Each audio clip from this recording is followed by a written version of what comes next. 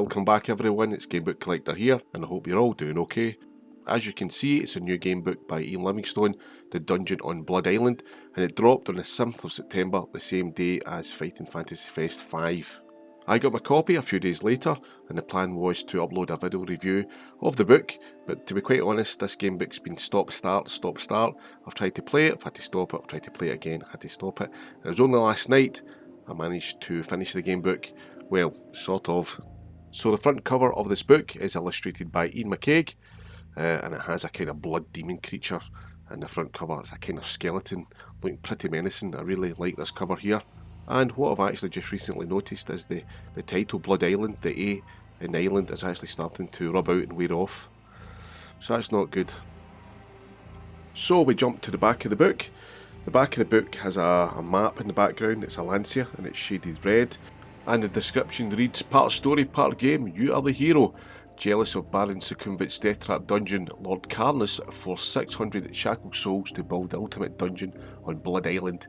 He filled the labyrinth with savage creatures and deadly traps, and offered the fabled prize of the Golden Orb of Fang to any brave adventurer who could find it and escape from the dungeon alive. Are you brave enough to enter the dungeon in Blood Island? May your stamina never fail.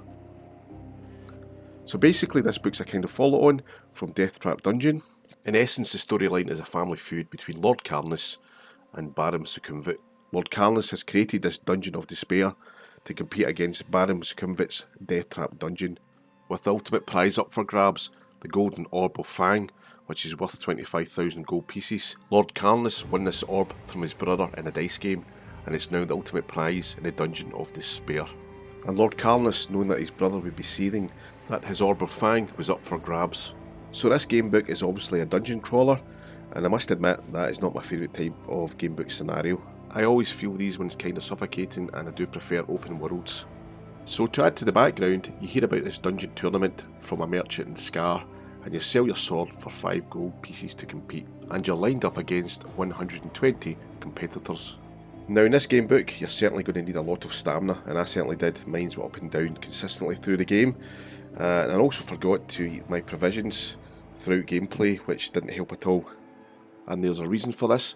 During gameplay, you're going to come across a lot of rooms to enter, and you're going to come across a lot of foes and villains, a lot of traps that affect your stamina throughout this adventure. So all I'm going to say is, roll wisely. Now I'm just going to look at some of the internal artwork in this book, and the artwork is by Christian Bala. In this illustration here we have a haggard woman. It's highly detailed, a lot of great shadows and contrast in this illustration. It's one of my favourite ones in the book. And she has a pretty menacing stare to suit. Right, next one up here is this zombie. I love this piece of artwork. It's a bit reminiscent of the House of Hell with the zombie reaching out towards you. It's highly detailed, great contrast, fantastic piece of artwork. I love this one. And again, some of the artwork is very similar to the previous game book releases a few years ago, The Secrets of Salamonis and Shadow of Giants, and I thought the artwork in those game books was pretty good as well. However, it's not all rosy, as some of the artwork still looks computer generated. Especially here in the background, as this grey brickwork looks undetailed and generated. And you can find this generated grey background used in many illustrations throughout the book. And it sometimes feels ununiform, as if there's 2 different artists at play here, but it's quite not the level of Crystal Storms yet. And there is some familiar faces as well. Bloodbeast anyone? The adventure sheet in this one is of standard form, and you can see mine littered with equipment, gold pieces, treasure, provisions, and my stamina is up and down like a yo-yo. Throughout the gameplay of the book, you have a chance of making some friends, in particular a certain dwarf. It's up to yourself whether you choose to make friends with these individuals or not.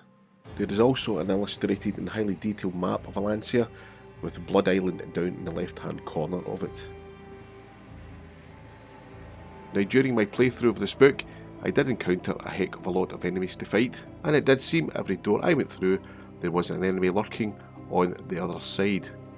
And also at points I felt the book led you into a false sense of security, as some of the choices and encounters seemed a bit easy.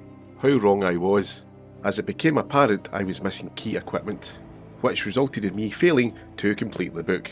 Bad choices on my behalf. So in a nutshell, the dungeon on Blood Island was a lot harder than I anticipated.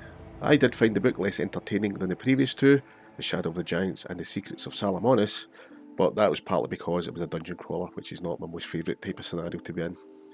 I also found a small anomaly, a print issue. The page turn to choices on paragraph 293 are not printed in bold. So that is it from the dungeon on Blood Island, another one in the failed to complete pile, the previous one being The Secrets of Salamonis.